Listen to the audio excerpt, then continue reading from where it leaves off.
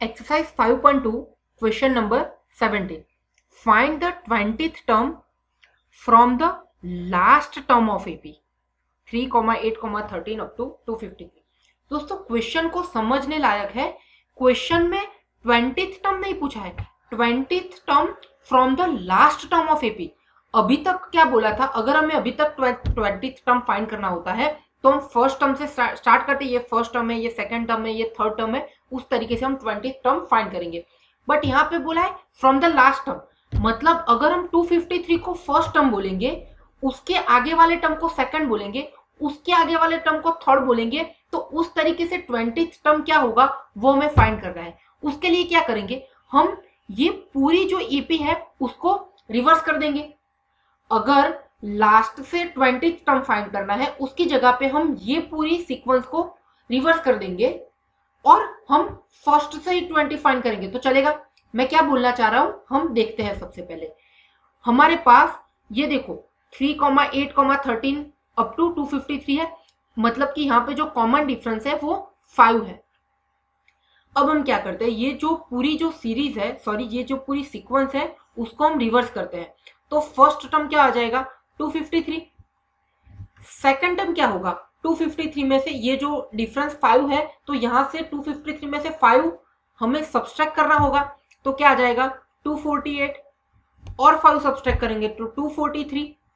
उस तरीके से 13, 8 और 3 तक जाएगा.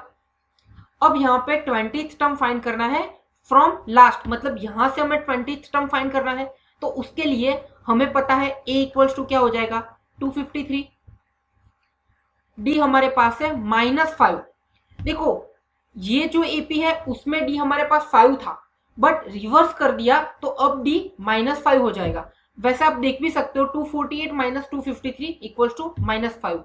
और हमें n दिया हुआ है 20 एंड an हमें फाइंड करना है. कैसे करेंगे, a20 equals to a plus 19d. अब a हमारे पास है 253 प्लस 19 इंटू डी है हमारे पास -5 equals to 253 plus minus minus हो जाएगा. 19 इंटू 5 हमें मिलेगा 95. सो 253 माइनस 95 होता है 158. सो ये हमें मिल गया 20th टर्म. स्टार्ट करते हैं question number 18, exercise number 5.2. The sum of the 4th and 8th term of AP is 24 and the sum of 6th and 10th term is 44. Find the first 3 terms of AP. यहाँ पे हमें AP की first 3 terms find करने हैं. कैसे find करेंगे, यहाँ पे जो फर्स्ट सेंटेंस देखा है सम of 4th and 8th term of AP is 24. क्या हम उसको ऐसे लिख सकते हैं, सम of 4th and 8th term, मतलब A4 plus A8 equals to 24. एकदम सिंपल है. सेकेंड सेंटेंस है सम of 6th and 10th term is 6th and 10th term is 44. उसका मतलब क्या हुआ, A6 plus A10 equals to 44. Simple है. अब देखिए दोस्तों, A4 प्लस A8 को क्या लिख सकते हैं, A प्लस 3D. A4 को लिखा हमने, A8 को लिख सकते हैं A plus 7D equals to 24. अब A प्लस A हमारा हो जाएगा 2A, therefore 2A plus 3D और 7D हमारा हो जाएगा 10D इक्वल्स टू 24. अब हर एक टर्म 2 के मल्टीपल में है तो पूरे इक्वेशन को हम 2 से डिवाइड करते हैं. तो क्या मिलेगा हमें, A plus 5D equals to 12, जिसको हम नाम दे देंगे इक्वेशन नंबर 1. सेम उसी तरीके से यहाँ पे देखते हैं A6 क्या है हमारे पास, A प्लस 5D और A10 है हमारे पास A plus 9D equals to 44. A plus A मिलेगा 2A, 5D प्लस 9D हमें मिल जाएगा 14D इक्वल्स टू 44. यहाँ पर भी 2 सारे टर्म्स 2 के मल्टीपल में है तो 2 से हम डिवाइड कर देंगे. तो क्या मिलेगा, A plus 7D equals to 22, जिसको हम नाम दे देंगे इक्वेशन नंबर 2. दो इक्वेशन है, दो वेरिएबल्स है, तो हम उसको सॉल्व करेंगे। कैसे, यहाँ पे देखते हैं a plus 5d equals to 12 and दूसरा इक्वेशन लिखते हैं a plus 7d equals to 22। दोस्तों e का जो कोएफिशिएंट है वो सेम है, तो हम क्या करेंगे, फर्स्ट इक्वेशन में से सेकंड इक्वेशन को सब्सट्रैक्ट करेंगे। तो यहाँ पे प्लस है तो माइनस, प्लस है तो माइनस एंड प्लस है तो माइनस, तो ये कैंसिल हो जाएगा। 5d माइनस 7d हमें मिलेगा माइनस 2d, 12 माइनस 22 मिलेगा हमें minus 10, minus minus get cancel, 2 अगर मल्टीप्लीकेशन में से डिवीजन में चला जाएगा तो हमें d मिलेगा 10/2 इक्वल्स टू 5। अब हमें d मिला है, अब हम फाइंड करते हैं a। पुटिंग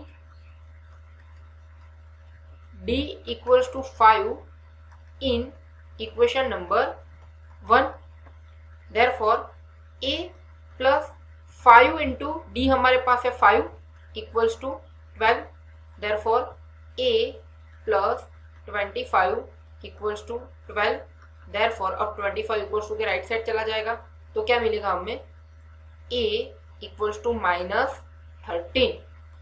अब हमारे पास a है, हमारे पास d है, तो हम AP फाइंड कर सकते हैं। First 3 terms of AP find कर रहा है। देखो a1 तो क्या है, हमने माइनस 13 दिया हुआ है, a2 equals to a plus D equals to minus 13 plus 5, therefore a2 हमें मिल चुका है माइनस 8, ये a1 था, ये a2 था। अब हम फाइंड करते हैं a3। a3 equals to a plus 2d equals to minus 13 plus 2 into 5। अब 5 इंटू 2 होता है 10, माइनस 13 प्लस 10 हमें मिलेगा माइनस 3, तो a3 मिलेगा माइनस 3 और ये हमारा हो जाएगा answer. Exercise 5.2 question number 19। Subbarao started work in 1995 at an annual salary of 5,000 and received an increment of rupees 200 each year. In which year did his income reaches rupees 7,000? यहाँ पे बोला है एनुअल सैलरी 1995 में वो start होती है 5,000 rupees से। उसका मतलब क्या हुआ, हम उसकी जो स्टार्टिंग सैलरी है वो 5,000 रुपीज है per year,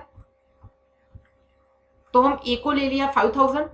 received an increment of rupees 200 each year, मतलब फर्स्ट ईयर पे अगर 5,000 है तो सेकंड ईयर पे 5,200, थर्ड ईयर पे 5,400, उस तरीके से बढ़ता रहेगा। जो डिफरेंस है वो 200 का है ना, क्योंकि वो इंक्रीमेंट ही 200 का है, तो यहाँ पे डी हो जाएगा 200। In which year did his income reaches rupees 7,000, मतलब कि हमें एन दिया हुआ है 7,000 रुपीज, तो एन हमें फाइंड करना है। कैसे करेंगे दोस्तों, एन इक्वल्स टू हमारे पास फॉर्मूला है A plus N minus 1 into D. यहाँ पे एन क्या है 7,000 है, ए क्या है सॉरी इक्वल्स टू ए हमारे पास 5,000 है प्लस एन हमें फाइंड करना है एंड डी हमारे पास है 200। अब ये 5,000 को इक्वल्स टू के लेफ्ट साइड ले जाएंगे तो 7,000 माइनस 5,000 हो जाएगा 2,000। 2,000 equals to N minus 1 into 200। अब ये 200 जो न्यूमरेटर में है वो इक्वल्स टू के राइट लेफ्ट साइड जाएगा तो डिनोमिनेटर में चला जाएगा, तो क्या मिलेगा n minus 1 equals to 2,000 divide by 200, therefore n minus 1 equals to 10 and then for n equals to 11 years। so उसका मतलब क्या होगा, after 11 years his income will reaches rupees 7,000।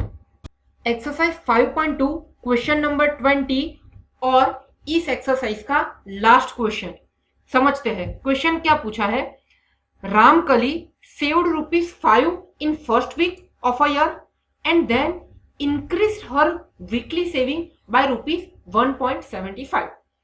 If in the nth week her weekly saving becomes 20.75, find n। बहुत ही simple है। देखो, Ramkali saved ₹5 in first week, मतलब ₹5 से saving start करती है, तो ए इक्वल्स टू हमें मिल जाएगा 5।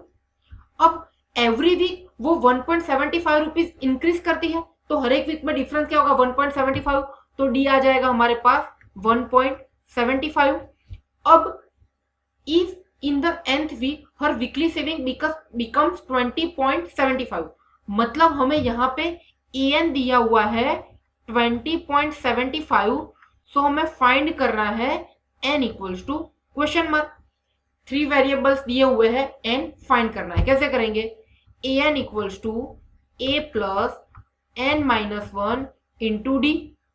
अब an हमारे पास है 20.75, a हमारे पास है 5, n हमें फाइंड करना है और d हमारे पास है 1.75। सबसे पहले तो 5 को इक्वल्स टू के लेफ्ट साइड ले जाते हैं, तो 20.75 माइनस 5 क्या हो जाएगा 15.75 equals to n minus 1 into 1.75। अब ये जो 1.75 हो है वो न्यूमरेटर से इक्वल्स टू के लेफ्ट साइड में जाएगा तो डिनोमिनेटर में चला जाएगा, तो क्या आ जाएगा 15.75 divide by 1.75 equals to n minus 1। अब आप ट्राई करिए 15.75 डिवाइड बाय 1.75, मतलब कि 15.75 हर एक न्यूमरेटर और डिनोमिनेटर दोनों को हम 100 से मल्टीप्लाई करते हैं, तो क्या आ जाएगा 1575 divide by 175 equals to n minus 1। अब ये हो जाएगा 175 से 1575 को डिवाइड करेंगे तो आंसर हमारा आ जाएगा 9। Therefore n minus 1 equals to 9, therefore n equals to 10, जो हमारा आंसर है। मतलब कि in 10th week her savings will be 20.75 rupees. तो ये था दोस्तों एक्सरसाइज 5.2 का लास्ट क्वेश्चन। नेक्स्ट वीडियो से हम एक्सरसाइज 5.3 स्टार्ट करने वाले हैं। आई होप दोस्तों कि मैं जो पढ़ाना चाह रहा हूं वो आपको पता चल रहा होगा। अगर आपको पता नहीं चल रहा है तो वीडियो को एक बार नहीं रिपीट मोड पे देखो, दूसरी बार देखो, तीसरी बार देखो, जहां तक आपको पता नहीं चल रहा है 3 बार देखो, 4 बार देखो, स्टिल आपको नहीं पता चले तो आप मुझे कमेंट कर सकते हो और आप मुझे व्हाट्सएप में मैसेज भी कर सकते हो। मैं ट्राई करूंगा कि आपके डाउट्स वहां पे सॉल्व करूं। दोस्तों अगर आपको वीडियो पसंद आए तो वीडियो को लाइक करिए, चैनल को सब्सक्राइब करिए, क्योंकि यहाँ पे मैं मैथमेटिक्स के सारे चैप्टर्स के सारी की सारी एक्सरसाइज कवर करवा रहा हूँ। मैं ट्राई करूंगा इसी ईयर आपके सारे के सारे सब्जेक्ट्स हम यहाँ पे कवर करवाए। बट दोस्तों आपका सपोर्ट चाहिए होगा, आप वीडियो को जितना भी हो सके उतना शेयर कीजिए, जहां से हम ज्यादा से ज्यादा स्टूडेंट्स तक पहुंच पाए और हम ज्यादा से ज्यादा स्टूडेंट को फ्री ऑफ कॉस्ट एजुकेशन दे पाए। थैंक यू सो मच दोस्तों, मिलते हैं हम नेक्स्ट लेक्चर में जहां पे हम एक्सरसाइज 5.3 स्टार्ट करने वाले हैं। Q2 Education is a government recognized startup and we are providing online personal tuition for class 7 to 12. In last 4 years, we have already guided more than 5,000 students all over India. Our vision is to provide best quality education with personal attention. For any query regarding personal tuition, you can visit our website or call us.